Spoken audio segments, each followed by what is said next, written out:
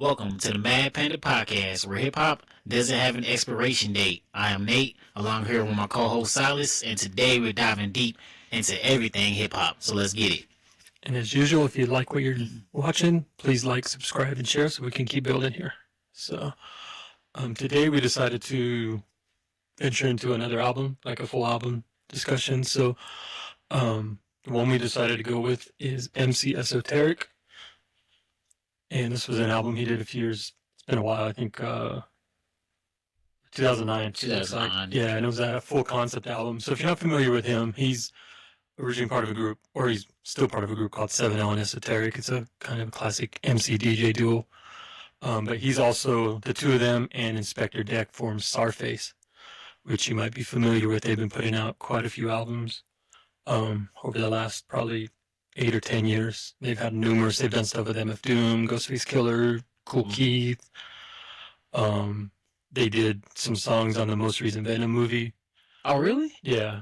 I didn't know that. Yeah, so in fact, there's a guy on some of the songs in there named Frankie Pulitzer, and the rumor is that that's Tom Hardy. Wow. Because apparently he rapped when he was younger under that name, but like I was looking the other day trying to see, and it was like some things were like, yeah, that's him, and then others were like, nah, it's not. But so I don't know. But I saw Starface was at the premiere of that movie, the last Venom movie. Okay. And stuff, so it could be. But anyway, we'll digress back to this. So this album was a full concept album that he did called Saving Seamus Ryan. So that's his real name, Seamus Ryan. And it's basically a concept album about like his dog dies and his life just goes to hell and he gets robbed and shot and they steal the diamond ring he bought for his girl. And then it's this whole story of him working with this manager guy that trying to get his career back, and he meets a few different people along the way. So the gimmick or the hook on it was that his manager that he's working with is a guy named Indy Solo, and the way he did it on the record was all using dialogue samples from Harrison Ford movies, so like the Indiana Jones Han Solo connection. So in that sense, I thought it was pretty creative the way he put it together. So I know you just listened to it, so what were your thoughts on it? I did think it was really creative how he was going back and forth with the Harrison Ford clips, which that's a lot of clips. Like and the way to piece it all together, and it's like multiple, like he'll have little pieces from 3 or 4 different movies forming one sentence sometimes, and like these full conversations going back and forth. So yeah, that took a lot of work. Yeah, and then the first song was, I think it was like Saving Ryan or something like that, or something like that. Or Studio Time. And I believe that's where he was like getting out of the studio or something like that. This is the events right before he gets robbed. Yeah, it kind of tells a story about like his dog dying and stuff like that. He has to go put his dog down that he's had. And that was kind of crazy. Yeah. So it kind of starts off on a little sad tip, but it had some funny moments in it as well. it did have some real funny moments in it, like when of course, like when I think you mentioned it before I listened to it, but the 1950s, like you want to keep your teeth in your pockets, like like little clips from old movies and stuff. Like that. You want to go home with your teeth in your pocket. And then the one of the ones I did like how he did was when he did I don't know if it was the no feature song or if it was something else, but he kind of had all these people kind of like dissing him in a way. Yeah, I think it might have been no features. Yeah, I think no you're features. Right. Yeah, because he was trying to like, as I guess Indy Solo was saying, like, oh, we need to do a feature, or we need. Oh yeah, that's where like he goes and tries to get like Cameron. Get Cameron. And which was that? I mean, obviously it was Cameron because I know Cameron voice. So that was So I think Cameron. I don't know if he was actually on the album, if it was just things, because there's like a piece where he gets in a cab and Guru's in there. Yeah, and those are all like some of those are from like just to get a rep and stuff. So some little dialogue pieces, but yeah. So the only one that actually has features on it is Master Ace one. There's that one, and then one with a guy named Quill, and then Main Flow and Blackistan were on some. So I'm assuming like where Cameron, I think those were just samples of stuff because they're not credited as features. That sounded. Yeah, unless maybe he did. Maybe like, he did actually, like, yeah, let's see took like a part from like a movie or something that Cameron was in or something like that. Yeah, it sounded like he was there, like doing it. But yeah, I thought that was really creative on how he did that. Oh, Sugar, watch out. But I thought that was really creative on how he did that. And with all these samples on this, honestly, like how he pieced it together with the Harrison Ford and the samples on all on the no feature joints, because it was like everybody from like Biggie, from Jay Z, there's a whole bunch of little Nas, things. Yeah, 50 Cent. It was everybody, and yeah, that was that. Hold on, let me see. I got some notes. I got some notes. I got some notes.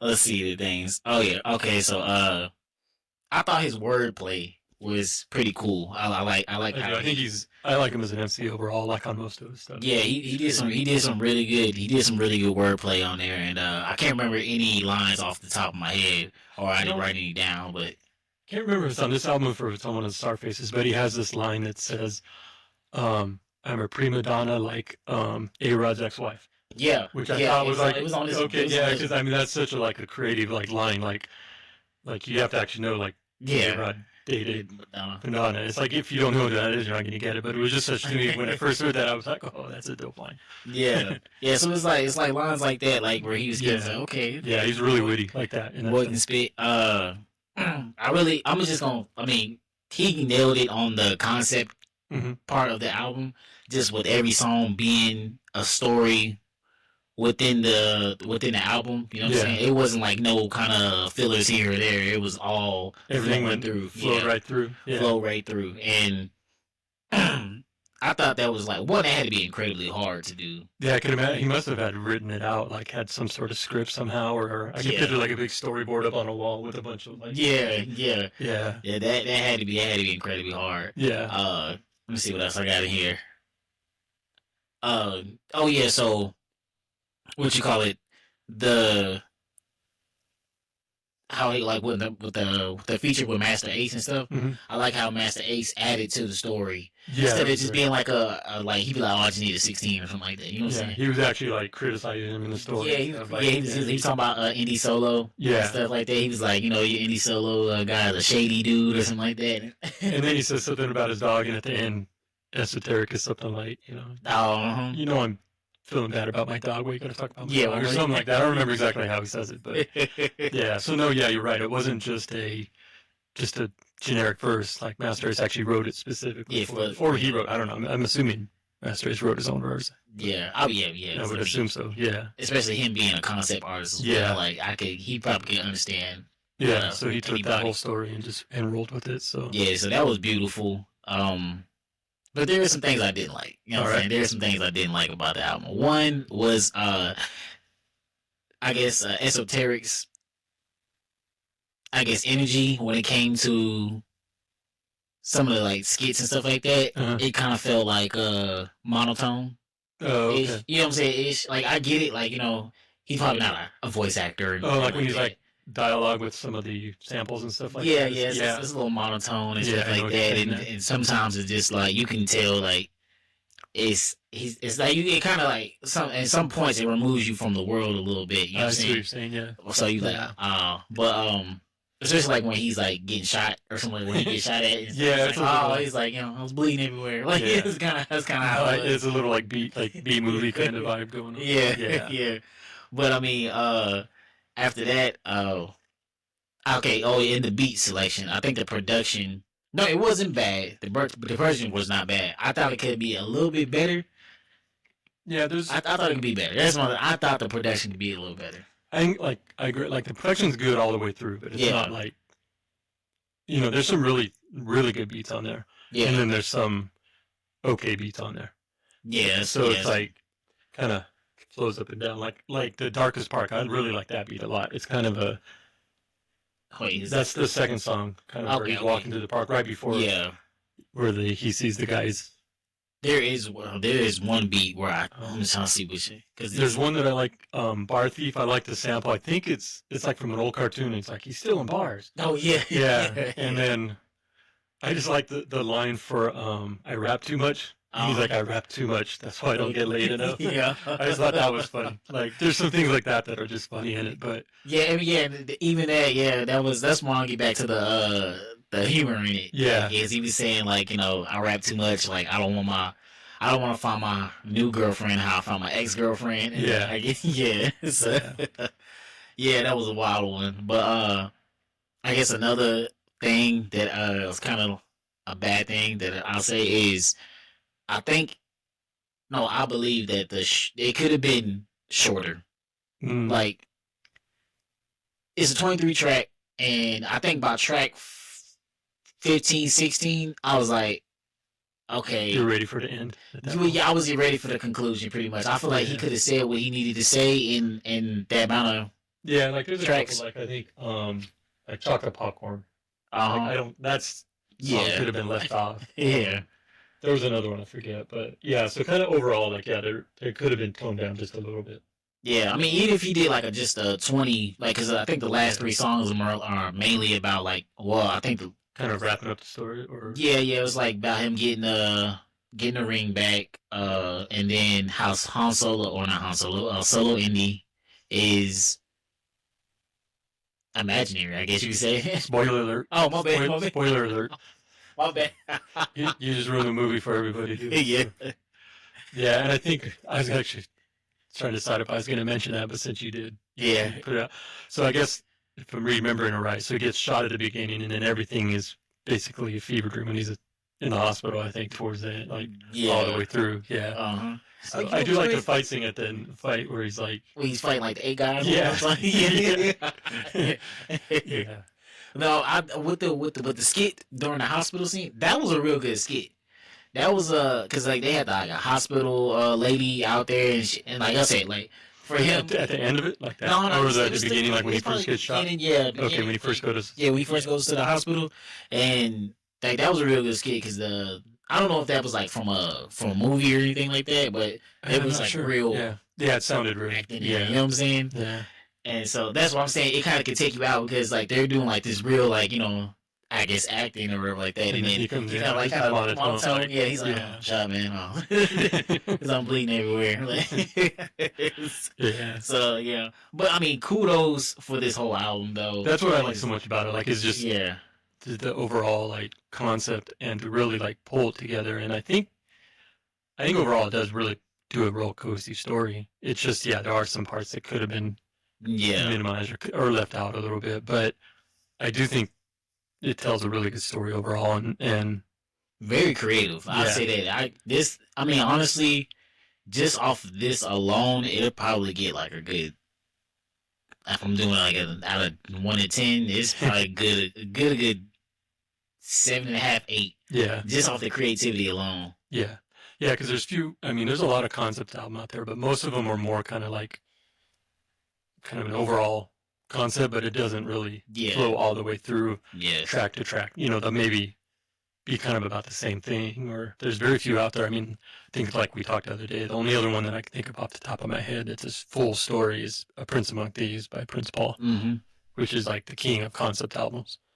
yeah, But this one I think is a close second just because of, you know, Prince Paul's he used a bunch of MCs. This one was just cutting all those pieces from different movies and different skits and stuff. They had to take a lot of time. Yeah. I mean, obviously he watches a lot of movies. Yes, he does. I mean, he must have sat there and just rented every Harrison Ford movie and just sat there for binging them for days, writing down every right. line. Yeah, right. Like, all right. Oh Yeah, man, tracking them all. Yeah. he should have had like a documentary on how he did that alone. That'd have been interesting. But yeah, that long. Let me get to the songs that I did like on here. So I like I Need a Dope Beat. Yeah. Ace Take, Yeah. Martin Love, The Wrong Attitude, and No Features. Now I want to say The Wrong Attitude had the best beat on that down off the whole track. Yeah. Off the whole album, The Wrong Attitude. And I think it's kind of like it's because it switches up. Like it starts off with this original beat, but then it's like a switch up in the second part. I really love it. Get like dark and it's kind of get this like this muddy bass in there and stuff like that. And it's really good. It's really good. So like The Wrong Attitude is probably like my favorite beat production wise on there. But I think No Features probably had to be my favorite song off that album. I think The Darkest Part is my favorite one. I like the beat. It's kind of this, like it's almost like a new wave beat kind of to it, like like a new wave vibe to it, like an old 80s. But it's still a hip hop vibe to it. And I think the other one I like just more for just because it's fun is Selling Spidey. Oh, in Spider-Man? Yeah, I just like, yeah. Oh, okay, right there. My bad. I didn't mean to cut you off. I didn't mean not mean to cut you off. But that was some good acting, voice acting he did on that one too. Because when he was talking with Indy Solo about selling the Spider-Man cards and stuff like that, and he's like, "Oh, you got like Doctor Ock or something like that." Too. Yeah, like he was actually in it in that one right there. So there was a funny piece on it. He's like, and they got my Gary Newman records, and it's a sample from Harrison Ford. He's like, I get it, you're gay. Oh yeah.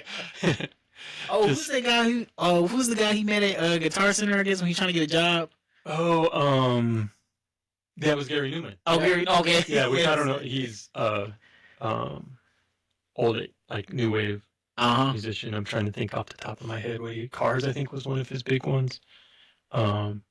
Yeah, I can't think of it off the top, but yeah, he's like a big time, like 80s new wave kind of artist. Yeah, and he's like, yeah, it's basically like, and it must have been from an interview or something, because he's like talking about basically how he doesn't like hip hop. Yeah, he's like, yeah. So I was actually thinking about trying to figure out where he pulled that from, because it had to have been, he was like, you're just talking over a mute, like sample loops or something like that. So he's definitely talking about hip hop. Yeah, almost definitely. Yeah. But no, overall, man, the album was pretty good, man. The album was good. And I'll say, like, for creativity wise, it definitely gained my respect off of that. Yeah. And yeah. Well, if you like him as an MC, I would definitely like look into more of the like 7L and esoteric stuff. Okay. And then the Starface. Trying to think of what their most recent album was. I don't know. I can never remember. They put out so many. They put out a bunch, but the most recent wasn't Starface. It was Stress Eater, which I think we talked about. It doesn't have Inspector Deck on it, but it has Cool Keith on it. Okay. That's actually a pretty good album. The one where Starface meets MF Doom, that's a good one too. So okay. Yeah, I mean, yeah. As for him, it's MC Esoteric or just Esoteric? I think it kind of goes both, but most of the stuff I've seen him miscredit is MC Esoteric. Okay. And I think as a group, it's just 7L and Esoteric. Okay. Yeah, but they put out quite a few albums, and 7L is a good DJ and producer too. He makes some pretty dope beats too. So got you. Yeah, I would definitely. If you like this, I think you would like a lot of their stuff. So all right, yeah, because I mean him, I think just him alone, I mean, I think he's pretty cool. Like, you know what I'm saying? Like, yeah. Like he's pretty cool, but I don't think he's like a one hour like keep on repeat or like, or like replay like that. But I think he definitely need I definitely hear him on another production too. Okay. Like, because I mean, I know of course he was trying to stick to a whole story. Yeah. This one, so he really couldn't. Yeah, that's one thing with like outside the album. You're kind of stuck in his certain. Yeah, he's stuck in that. Yeah. So yeah, I definitely need to hear him outside of this and see what he got. Yeah, I think you would like a lot of the Starface stuff. I'll have to give you some records. I'd have to look back at it. Yeah.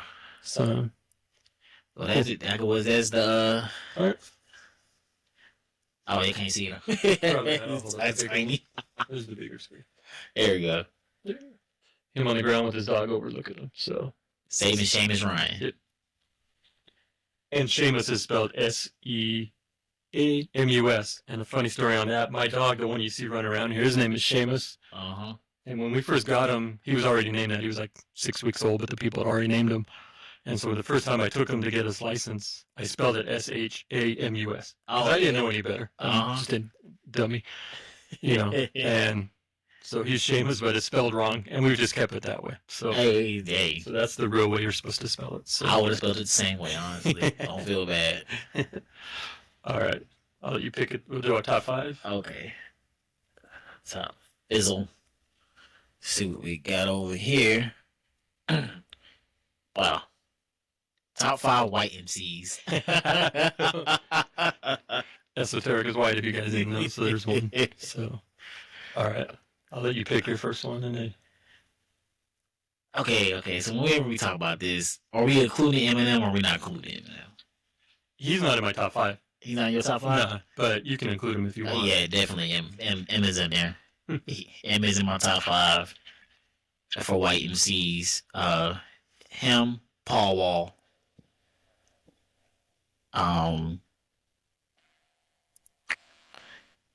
That's why I'm going to blank. Drawing a blank. I know there's some people out there. Well, I'm going to start with Idea. Okay. Idea is, I think, one of the best MCs of all time. Say Francis. Hey, you talking about him? He's one of my favorite MCs of all time. I think both of them are better than Eminem, in my opinion. Okay. I mean, I get why Eminem's credited, and I think he's a hell of an MC, but I really don't like a lot of his music, though. Yeah. Like, there's only a handful of songs I like, and I don't have any of his stuff on my phone because I don't really have any interest in listening to most of it. But I have plenty of Idea, and I have plenty of Sage Francis on there. Aesop Rock. Oh, Aesop Rock. Yeah. Okay. I would put him in one of again, these are almost could be just top MCs overall. But yeah. Trying to think of who. I'm trying to think too. Yeah. Like Slug from Atmosphere, I would put him up. I don't know if he'd be in my top 5, but he'd probably be in my top 10. Okay. Alias would be in my top 10. Buck 65, he'd definitely be in my top 5. Buck 65? You know. Yeah. He's almost become my big crit to you. Oh, yeah? He's my, because I think I bring him up in almost everything. I mean. But. Well, I'm at the, I mean, this is just personally, but I like Russ. Russ probably had to be up there. But only, like, I think because I really thought he was Middle Eastern, or something like that. I mean, he's Italian, but. Is that what it is? Okay. Yeah, so Italian's white, I guess. So. You know. Close enough. Yeah, that's close enough. Let's see. Trying to think of some other ones out there that I like. Again, I always draw a blank on these things. Yeah. I'm going to cheat a little bit here. Who is out there? I feel like I'm forgetting somebody obvious, too. It's crazy. I'm going to watch this back, and I was like, I'm just screaming in the damn phone.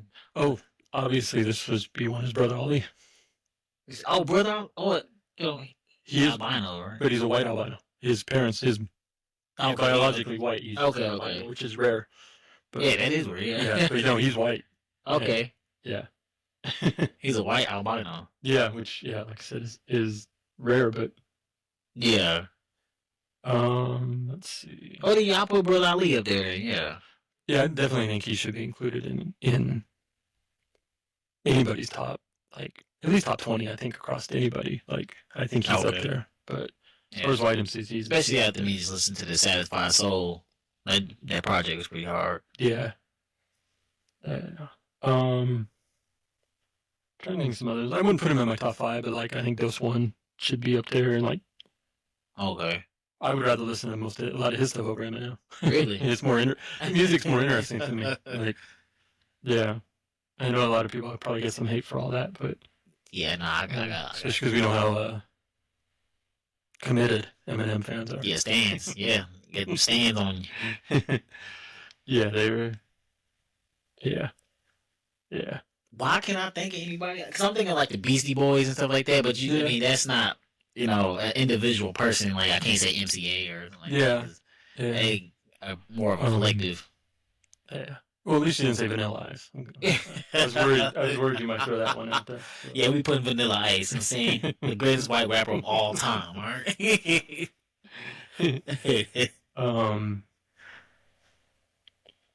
There's been I think I've been listening to a lot of like German rap, and like, even though I don't know what he's saying, Misanthrope, I like his. Okay. I like his voice and his flow and stuff. And there's another one, and it's actually probably going to be my recommendation for the week, but it's a guy named, it's pronounced DJEC, but it's like spelled like, I don't know, DEHEOC, something like that. I'll look it up here in a minute, but I'm not sure. I was just trying to figure, because I just started listening to this week, and then this morning I was actually trying to figure out, because he's French, he raps a lot in English. Okay. But he's from France, but then I thought I saw he was French Polynesian, so I don't know where he lies at exactly. If he's French, then he's white, but if he's French Polynesian, then he's Polynesian. So don't know for sure where to put him in that. Hold on. Obvious one, Mac Miller. Mac Miller. Yeah. I'm surprised you didn't think of that one already. Yeah, right? Mac Miller. Yeah. Yeah, put him up there. Definitely he up there. He probably either right behind Eminem or right on the top end. Like right there, next to him. Yeah, Mac Miller. RP Mac, man. Another one I would throw up there is a guy named 6'2". 6'2"? Yeah, I don't think we've talked a lot about him. Yeah, I don't think I've heard him. he came up with Buck 65 in Oh, in okay. Halifax, and they actually had a group early on called Sebutones.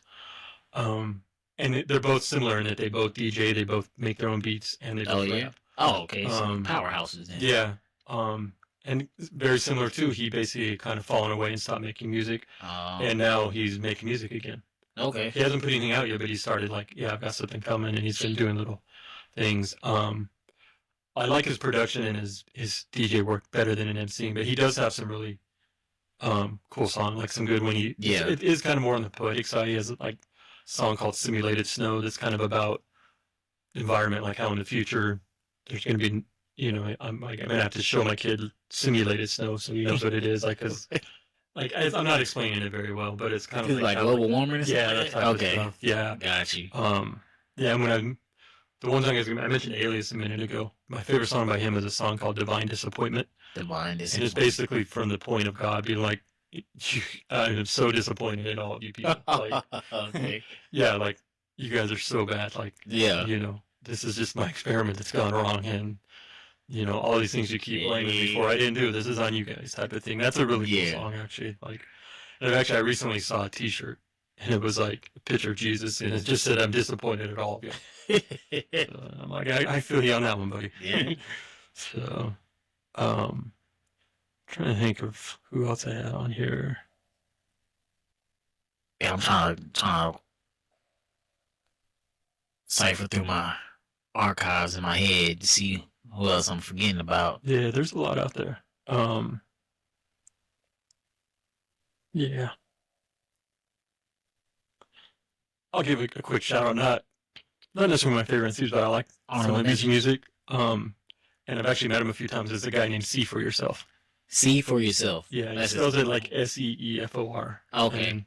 For Yourself, which the name's kind of but his concept is like, I'm a dope rapper, but you should come and see for yourself, type of thing. But gotcha. I like a lot of some of his stuff, but he's actually a really cool guy, though. I met him and interviewed him a couple times back when I did some magazine work in California. So I'll give him an honorable mention. And what surprised me is when I was reading one of the books about Project Blow that I've mentioned, I forget which one it was. I think it might have been the Riddler one. And he started talking about, going to freestyle shows, and he mentioned See For Yourself. And so I didn't realize he had actually been in that. Yeah, he had actually, the guy was saying good things about him and stuff. Well, that's cool. I didn't realize that he had come up through that. That freestyle scene, so that was cool. So, but I would definitely check some of his stuff too. It's kind of, he works with some bands and stuff, so he does some live instrumentation and stuff. And, I don't know if he's putting much out now. It's been a while since I've seen anything new from him, but he's done some good stuff over the years. So, well, that's what's up. Yeah. Well, is it? Do you have a? Recommendation. Recommendation. Yeah, I'm trying to find the album because I was trying to. I said his name a minute ago, but I can't remember how to spell it because it's weird. All right, it's pronounced DJEU. I think it was. DJ. But it's spelled DEGIHEUGI. Wow. Okay. Yeah. And I'm trying to forget the name of the Somebody trying to be different. Well, it's maybe that's the French Polynesian way of spelling it. I don't know. But what was the album? I was listening to it this morning and thought this is a really good album. It kind of like it started off and it kind of sounded more kind of almost like some of the modern like boom bap type stuff. Kind of the beat had like a sped up soul sample. Okay. But then these other songs, they're kind of like just all over the place. There was like one that was like kind of more upbeat. Yeah. Kind of fast rapping. And then he's like, and it's him. And it was with also a guy named MC Miscellaneous, I think was the guy's name. So, they go back and forth. Damn, where's the name? I'm trying to find the album because I can't remember the name of it. Well, I'm looking at it. Do you have a recommendation? Or? Yeah. This album's been out, but Earth Gang, Strays with Rabies. Okay. Earth Gang is that like JID in them? Is he part of that crew? He's associated with them. But is Earth Gang on with Dreamville? Yeah. Okay. Mm-hmm. Yeah. I think I listened to some of their stuff, and it was like okay to me, but it wasn't necessarily my thing. But it wasn't kind of like what we've talked about, like J. Cole. I like him as an MC, but I just don't really dig most of his production. Okay. When he's on some dope production, he's dope though. So yeah.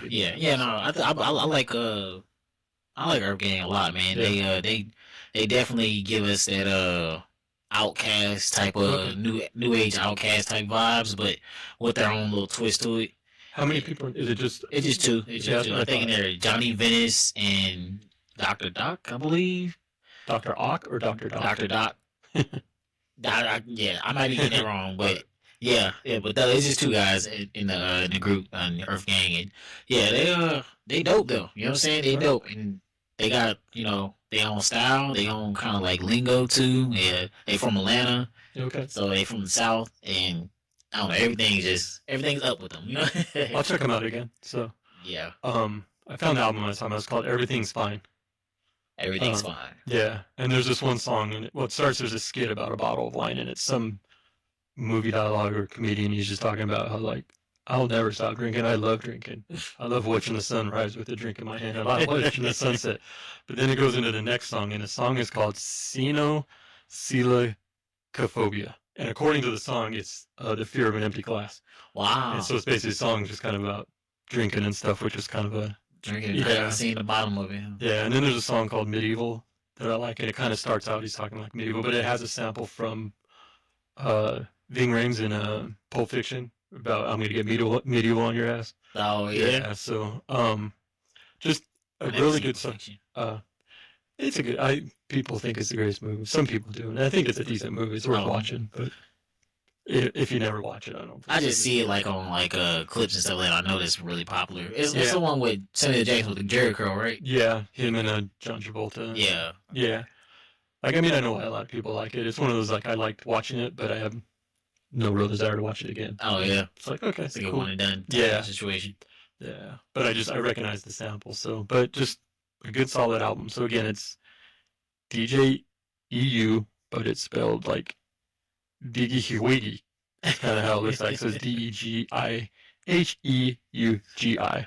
Everything's fine. So, and one bonus honorable mention last week. So last week or 2 weeks, I don't know, 2 episodes ago we were talking about Backwoods Studios. Yeah. And I mentioned the album Brass, which is Billy Woods and More Mother. Okay. She just came out with an album that's her and a band called Sumac, which is a metal band. Oh yeah, you was mentioning that. Yeah, you did say something that you was excited to. Yeah, and I listened to the first song so far. I just haven't had a chance because of other things, but really good. It's just basically guitar feedback with her doing poetry over like her kind of spoken word. Okay. Yeah. Not enough to give any real feedback other than I really liked what I heard. I'm a fan of both Sumac and More Mother stuff. Solo, or Sumac's a band, and then yeah. So I'm a fan of both of them. So I was really excited to see that. So far what I've heard is really good. So I would definitely, if you like spoken word and don't mind some heavy guitar work, because that band can get really heavy. So I'm imagining there'll be some parts that get pretty. They like from real like. But it's more slow. It's like okay. But it's like heavy feedback and just It's basically it's usually considered like sludge metal, which is just loud and slow and heavy and lots of feedback and bass and stuff. That gotta be interesting. That's an interesting mix, then. Yeah. So. Gotta go. But yeah, I would definitely check. I think it's called The Film is the name of the album. The Film? Yeah. Oh, okay. So, and I saw something that said it's a soundtrack to a film, but I'm not 100% sure if they actually released a film or not. I haven't looked into it enough, but yeah. So I would just recommend taking a listen to that if you'd like to hear something a little more experimental. So yeah. All right. I think we're good. All right. So you guys like what you heard, like what you see. Make sure you hit that subscribe button, that like, and see us next week. Yep. Thanks everybody for listening.